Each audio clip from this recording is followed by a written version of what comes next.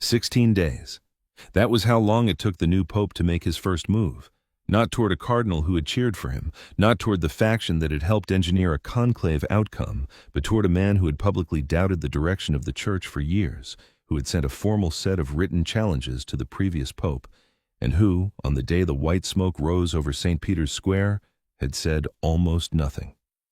16 days after his election, Pope Leo XIV placed a phone call and assigned Cardinal Robert Sarah, the Guinean churchman the Vatican press had quietly written off as a relic of a passing era, to represent him personally at one of the most emotionally charged Marian celebrations in all of France. It was a small appointment, on paper, a liturgical ceremony at a Breton shrine. But in the grammar of papal diplomacy, nothing is small, and that moment, that single act of trust toward a man who had not yet offered his own, is where this story truly begins. Robert Francis Prevost had been pope for less than 3 weeks when the announcement was made. The Vatican press office released a brief notice on May 24, 2025. Cardinal Robert Sarah, prefect emeritus of the Congregation for Divine Worship and the Discipline of the Sacraments, had been named the Pope's special envoy to preside over liturgical celebrations at the shrine of Sainte-Anne-d'Auray in Brittany, France. The occasion?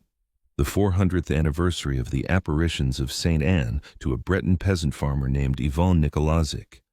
Observers who knew the Vatican well stopped when they read the name. Robert Sarah, not a progressive cardinal, not a diplomat with a track record of institutional loyalty, not a face from the inner circle of those who had championed Robert Prevost's election. Sarah was the man who had signed the famous dubia of August 2023, the formal written questions submitted to Pope Francis by 5 cardinals, challenging specific doctrinal directions of that pontificate. He was the man who had written books calling for silence, for reverence, for a church that put God back at the center of her liturgy and refused to bend her rites into instruments of entertainment. He was, in the eyes of many Vatican insiders, the face of a tradition that the new pontificate was expected, at least by some, to gently sideline. And yet here was the new pope's first major public act of delegation, placing Cardinal Sarah at the center of a national pilgrimage, handing him the crozier, so to speak, and sending him forward in his own name. The Vatican press communique described Sarah as endowed with learning and piety, and as a zealous, diligent, and eminent worker in the vineyard of the Lord. Those were not bureaucratic phrases. They were, in the quiet language of the Holy See, a statement of confidence. That is what makes this story so extraordinary and so easily misunderstood. Because to read it only as a political move, as some calculated outreach from a new pope seeking to placate conservatives, is to miss what actually happened in the months that followed.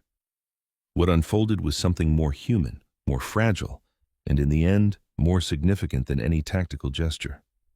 It was the slow, careful, occasionally tense encounter between 2 very different men, both of whom believed deeply in the church, both of whom wanted the same thing, a faith that reached people rather than managed them, and both of whom had to find out whether trust, once extended, would hold.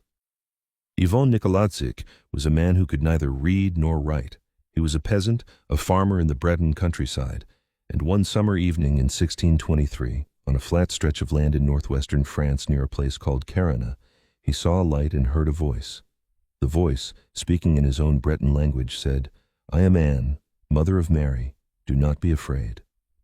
She told him that a chapel dedicated to her had stood on that ground nearly 1,000 years earlier and had fallen to ruin, and she asked that it be rebuilt. For years, Nicolazic told people what he had seen and heard. For years, people did not believe him. Then, in 1625, he found a buried statue of Saint Anne beneath that field. And everything changed. A chapel was built. Pilgrims came. Miracles were recorded. And over the centuries that followed, Sainte-Anne-d'Auray became one of the most beloved Marian shrines in all of Europe, a place where Bretons brought their grief, their gratitude, and their children. By the summer of 2025, the shrine was preparing to mark 400 years since that discovery. And Pope Leo XIV had chosen Robert Sarah to carry his blessing there. On July 26, 2025, nearly 30,000 pilgrims gathered in front of the outdoor altar at the Breton shrine. Cardinal Sarah, vested in white, processed through the crowd to celebrate a pontifical mass. He carried with him a brief formal letter from Pope Leo XIV, greetings to the faithful of Brittany, a blessing, an expression of fatherly affection. Sarah read it from the pulpit before his homily. And then he spoke.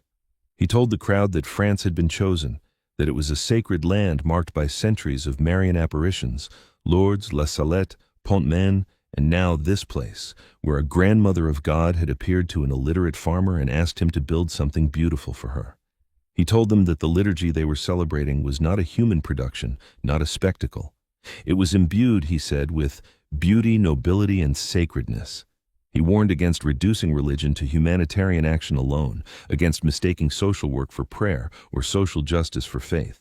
And he condemned, without naming any law directly, what he called barbaric and inhuman legislation promoting death, a reference that the crowd understood immediately to concern France's active debate over the legalization of euthanasia. It was not a diplomatic homily. It was not a measured, careful homily that could be walked back the next morning. It was the voice of a man who believed what he was saying with every fiber of his training, his experience, his years as a young bishop facing down a Marxist government in Guinea while the country's churches were shuttered and priests were exiled, and Pope Leo XIV had sent him. That was not accidental. To understand why that choice mattered so much to anyone paying attention in Rome in the summer of 2025, it is necessary to understand who Robert Sarah is and where he came from. He was born on June 15, 1945, in a small village called Uruz, in what was then French Guinea. His parents had converted from animism to Catholicism, and their conversion was the beginning of a family story that would eventually place one of their sons at the heart of the Catholic Church's governing machinery. Sarah was educated by French missionaries, the Holy Ghost Fathers, whose piety and liturgical devotion he has described as having marked him for life. When he speaks of sacred silence, of the Mass celebrated with absolute reverence, he is reaching back to what those missionaries showed him as a child. He was ordained a priest in 1969, and only 10 years later, at the age of 34, was appointed Archbishop of Conakry, making him the youngest bishop in the world at that time. What followed immediately was not triumph, but persecution. Guinea's Marxist government under Sékou Touré had been systematically dismantling the church's institutions. Churches were seized, seminaries were closed, foreign missionaries were expelled. The young Archbishop Sarah shepherded his flock through years of state harassment, refusing to bend the church's witness to the demands of a revolutionary government that wanted religion domesticated or destroyed. That experience, years of resistance to a government that saw faith as an obstacle, gave Sarah something that does not come from theological education alone. It gave him a willingness to say what he believed was true, regardless of the reception it would receive. When Pope Benedict XVI made him a cardinal in 2010 and then named him prefect of the Congregation for Divine Worship in 2014, Sarah brought that same directness to the most contested terrain in modern Catholicism, the question of how the Church worships. He became, in that role, the Vatican's most visible advocate for what he believed had been lost in the decades after the Second Vatican Council, not the teachings of that council, which he affirmed, but something more ineffable. The sense that the Mass was the moment when heaven and earth met, when time stopped, when the ordinary rules of human discourse gave way to something that could not be engineered or improved by committee. He wrote books, God or Nothing, The Power of Silence, The Day Is Now Far Spent, that became bestsellers in Catholic intellectual circles and were read with intense interest by the growing communities of young Catholics who felt drawn to older, more formal ways of praying. He also said things that landed with the force of a stone thrown into still water. In 2016, from his position as prefect of divine worship, he called on priests across the Catholic world to begin celebrating Mass ad Orientem, facing east toward the altar with their backs to the congregation, as a way of restoring the sense that the priest and people were together directed toward God rather than toward each other. It was not a new idea. It was, in fact, the ancient practice. But in the context of 2016, after decades in which the versus populum Mass, the priest facing the people, had become nearly universal in the Latin Rite, the call landed like a challenge. The Vatican, under Pope Francis, swiftly clarified that priests were not obliged to follow Sarah's suggestion. Sarah accepted the correction and said no more about it in official settings, but those who knew him understood that he had not changed his mind. He had simply bided his time. When Pope Francis issued Traditionis Custodes in July 2021, the motu proprio that sharply restricted the celebration of the traditional Latin Mass and returned tight control over it to diocesan bishops, Sarah was silent at first, in public, but in private conversations and in the occasional interview, he let it be understood that he believed the Church did not have the authority to simply suppress a form of worship that was over 1,000 years old. "I wonder," he said eventually, in a public interview, "if a ritual that is over 1,000 years old can be banned. If liturgy is also a source for theology, how can access to ancient sources be prohibited? It would be like prohibiting the study of St. Augustine to those who want to reflect correctly on grace or the Trinity." He was 79 years old when Pope Francis died in May 2025. He was, by a matter of weeks, young enough to enter the conclave, the age of 80 being the threshold beyond which a cardinal loses the right to vote. He sat in that conclave, in the Sistine Chapel, beneath Michelangelo's ceiling, and cast his ballot. What name he wrote on that ballot is, like all conclave secrets, protected by an oath of silence. What he said publicly in the weeks after the white smoke rose was measured, careful, and watched closely by everyone who understood the dynamics of what had just happened. These were not the words of a man who was going to be quiet about what he believed simply because a new pope had arrived. And yet, 16 days after Leo XIV was elected, the new pope chose him. And the question that everyone in the Vatican was watching, though almost no one said so out loud, was whether that gesture of trust would be returned.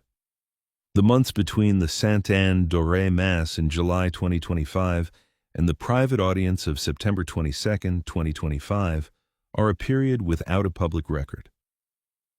There are no communiques, no official statements, no photographs of the two men together. What is known is that Cardinal Sarah gave an interview to the Italian bishop's newspaper Avenir on September 12, 2025, 10 days before that first audience was announced. In it, he chose his words with unusual care.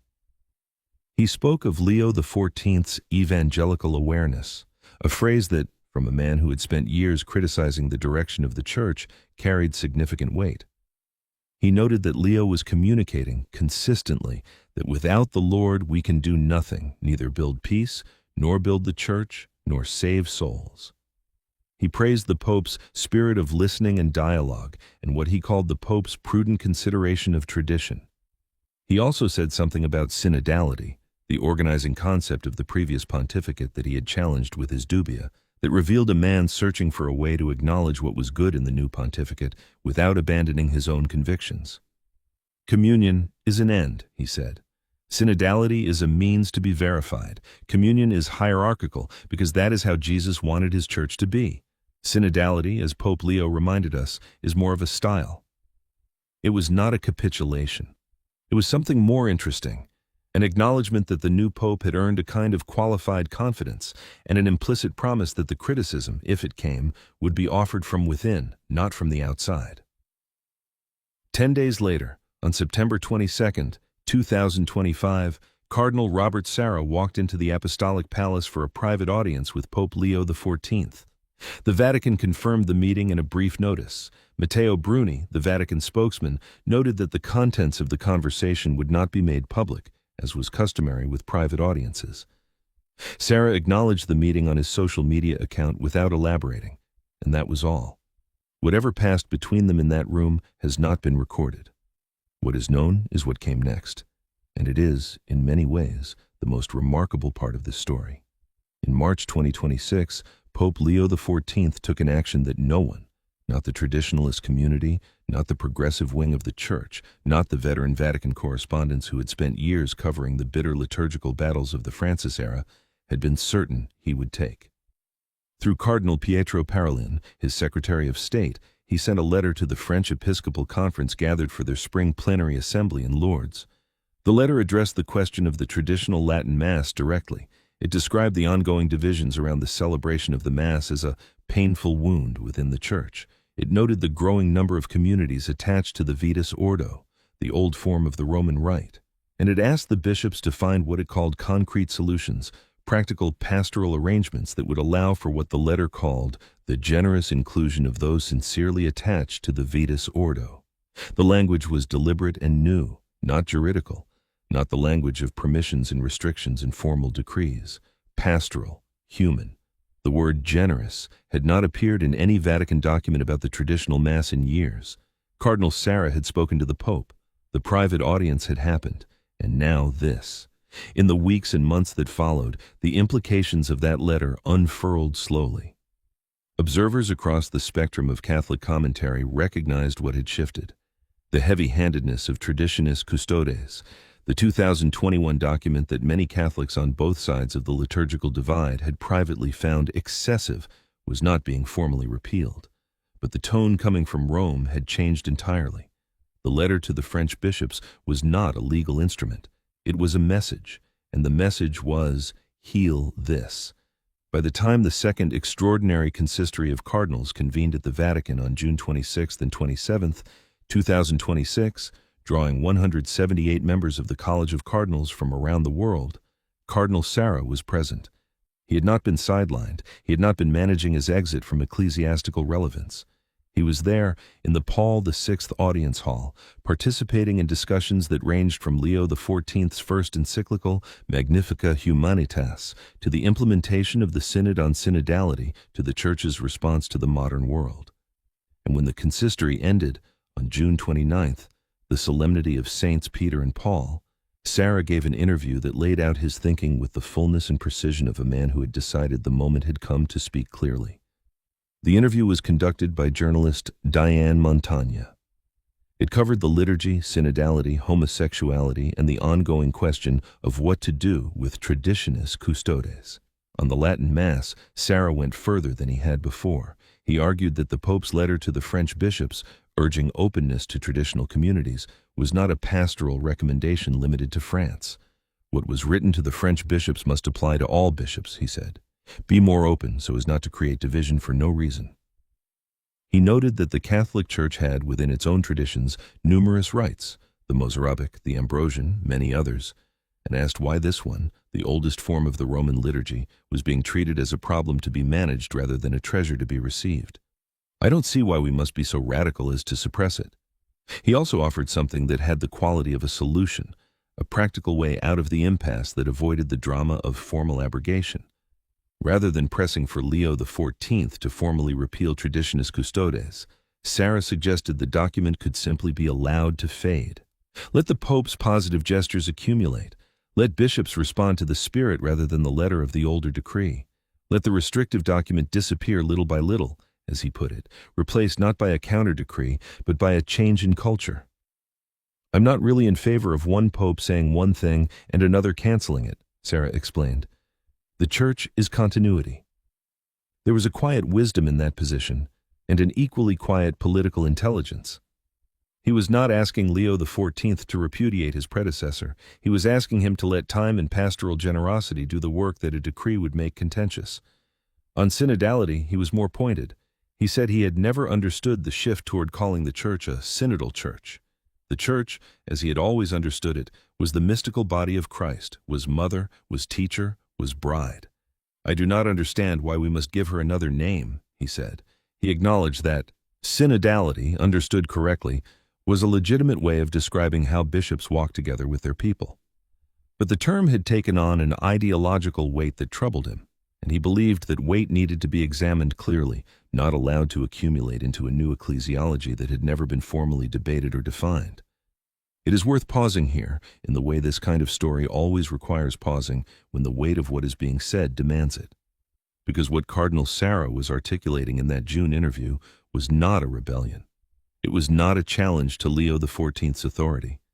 It was something more unusual and more important, the voice of a man who had accepted the Pope's gesture of trust, who had offered trust in return, and who believed, precisely because that relationship of trust now existed, that he had both the freedom and the responsibility to say what he honestly thought.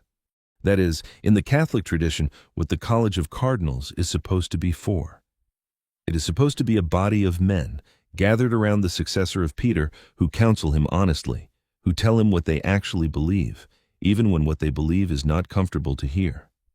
For decades, across multiple pontificates, many observers had noted that this honest counsel had become harder to give and harder to receive. The consistory system had become, in the estimation of more than a few cardinals, a mechanism for receiving decisions rather than shaping them. Some cardinals who attended the June 2026 gathering said afterward that they valued the meeting, but found it too brief, too structured, too controlled to allow for the kind of genuine deliberation that the moment demanded. Robert Sarah was doing, in public, what he believed should happen in private. He was counseling the Pope honestly. And the very fact that he felt safe doing so, that he was still there, still present, still trusted, was itself a statement. The picture that emerges from these months, taken whole, is not a picture of a pope managing a difficult conservative. It is not the story of a tactician making a calculated concession to placate a faction. It is something less tidy and more true. It is the story of two men who had every reason to distrust each other, who came from different theological emphases, different institutional histories, different instincts about where the church needed to go, slowly choosing to let trust accumulate. The Breton shrine was the beginning. That first gesture, extending the Pope's name and presence to a celebration that Sarah would lead, that was the opening move, an act of confidence offered without guarantee of return. The September audience was the second step. A door opened, a conversation had, contents unknown. The March letter to the French bishops was evidence that something had passed between them that mattered. And then the July interview, in which Sarah spoke freely, criticized openly, praised specifically, and called for the Pope's generosity to extend across the whole world, was the fruit of a relationship that had been built carefully, deliberately, and by the grace of whatever passes between men who share a common faith, successfully. There is an image, not from any official photograph or Vatican press release, but from Cardinal Sarah's own homily at Sainte-Anne-d'Auray, that captures something essential about what this story is finally about. He stood before 30,000 people in Brittany and said that silent adoration was stronger than evil, not argument, not decree, not institutional maneuvering. Silence before God, he said, and the kind of silence he had written about for decades, the kind of silence a man must enter before he can hear anything worth saying, that was stronger than everything that seemed to threaten the church. And the Pope who had sent him there knew, before he sent him, that this was what he would say. He sent him anyway. He offered the trust first, without waiting to see whether it would be deserved. 400 years earlier, a peasant farmer in Brittany who could not read or write was told to build something. He did not know how to do it. He did not have the resources. He did not, for years, have anyone who believed him. He built it anyway, because he had been trusted with the task. That is the logic at work in what Pope Leo XIV did with Robert Sarah, not the logic of factions, not the logic of electoral coalitions and theological alliances. The logic of trust extended before it is earned, and the extraordinary things that trust makes possible when it is finally returned. There is still much to be settled. The question of traditionis custodes remains open. The shape of synodality in the Church's future is unresolved. The liturgical wound that Leo XIV called painful in his letter to the French bishops has not yet healed, but the conversation is happening. And the man who is most clearly positioned to speak honestly into that conversation, not from outside the Pope's confidence, but from within it, is the 80-year-old cardinal from Guinea who once shepherded a church through a Marxist siege and who has never, in all the decades since, confused pastoral gentleness with the abandonment of what he believes to be true. Whatever comes next, that is the move that stunned the Vatican, not a decree, not a condemnation, not a gesture of power, a phone call, a letter of appointment, an act of trust offered to a man the institution had quietly expected to be set aside, and the slow, patient, extraordinary unfolding of what that trust made possible. If this story matters to you, if the relationship between a pope and one of the Church's most distinctive voices is something worth following closely, subscribe for ongoing coverage of Pope Leo XIV's pontificate and leave a comment. Which moment in this story struck you most?